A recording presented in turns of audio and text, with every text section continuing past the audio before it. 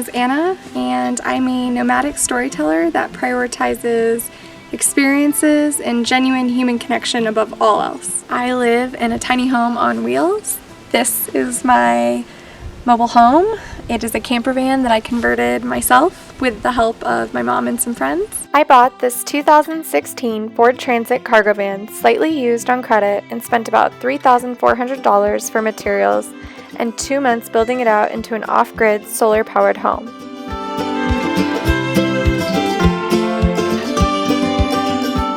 So far, I've traveled around the US and Canada to visit national parks and friends.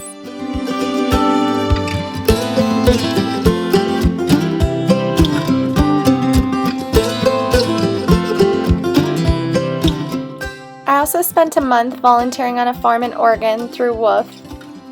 I spent my days harvesting vegetables and weeding, and my nights lounging around in my van. My dog Cagney keeps me company on the road.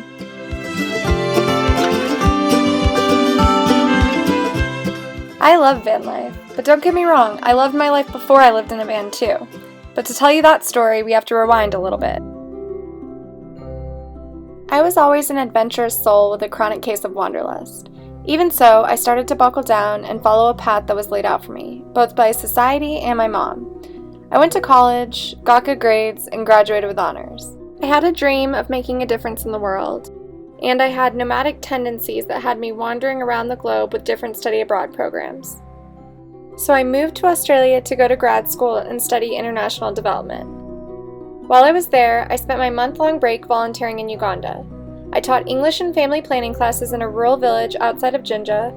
I met some incredibly inspiring women, went on my first safari, went whitewater rafting down the Nile River, and visited Rwanda.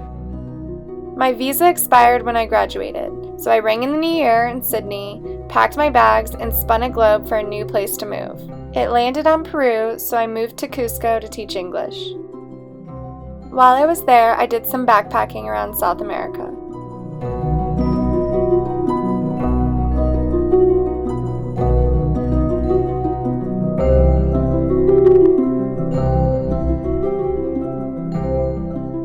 From there, I moved to Tanzania to work at a children's foundation, where I fell in love with the girls and the local culture.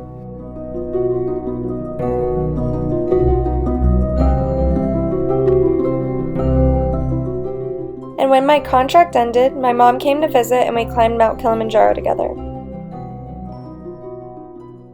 Afterwards, we went on a few safaris. We traveled to Zambia, Zimbabwe, Botswana, and then Egypt.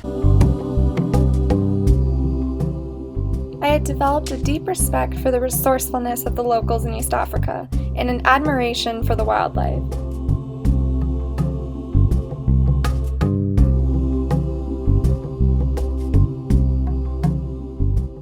Around this time, many of my friends were settling down with families, and while I knew that life wouldn't bring me happiness, I was also craving stability.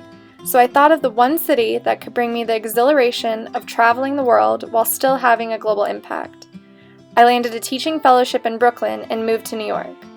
That fellowship quickly turned into a job at an international nonprofit and an apartment in Midtown Manhattan. I was truly living the dream, and I fell madly in love with New York City. This was my 12 by 6 foot bedroom in Hell's Kitchen, but when I wasn't at home, this is what my life in New York looked like.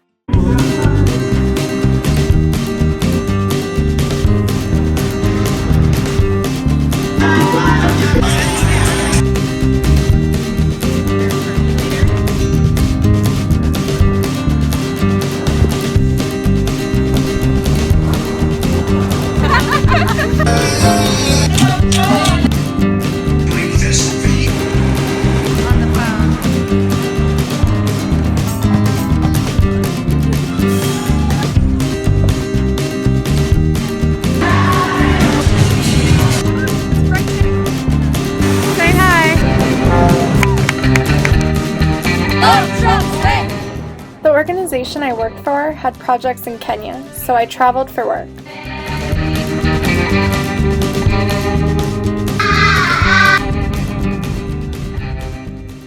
I'd built a life in a city I loved, and I was satisfying my need to travel.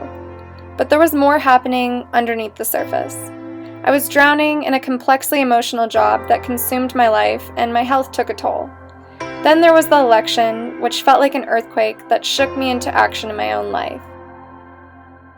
So I quit my job, and my roommate and I backpacked around Asia together for a month.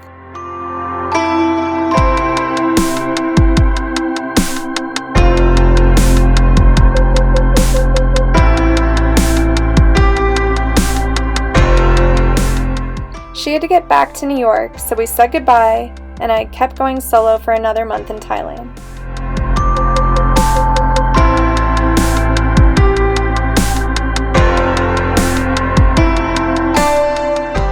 Rejuvenated and with a new sense of clarity, I gave up my apartment in New York and took refuge in my mom's cabin in Arizona, which is where I decided to convert a van into my mobile home so that I could have the freedom to travel and work on my creative passion projects. My mom and I spent 2 months building out the van while I bartended to replenish my bank account. We used YouTube tutorials and an architect's advice as our guide, but mostly we figured it out as we went through trial and error.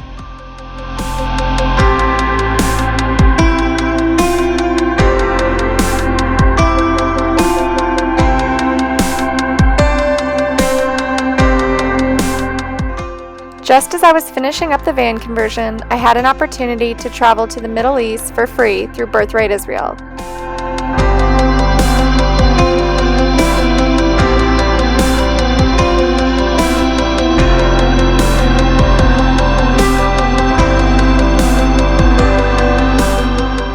While I was there, I traveled to Jordan to visit Petra.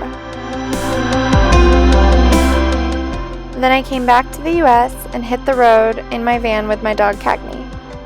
I thought it would be the perfect way to give myself the freedom to be able to write, work on my video editing skills, and filmmaking and photography, to save money and promote human rights and ecotourism, sustainability, things that I'm passionate about, to meet all kinds of interesting people, visit friends, family members that live across the country. It allows me to hike and explore different cities and towns whenever I'd like. But basically, this is my life as a digital nomad. If you want to know how I afford all my travels around the world, I wrote a blog post about it, which I'll link to in the description of this video. If you have any other questions about how van life works, how much it costs, the logistics of it, subscribe to my YouTube channel, and I'll be making videos that explain a lot of those questions you might have down the road, so follow along.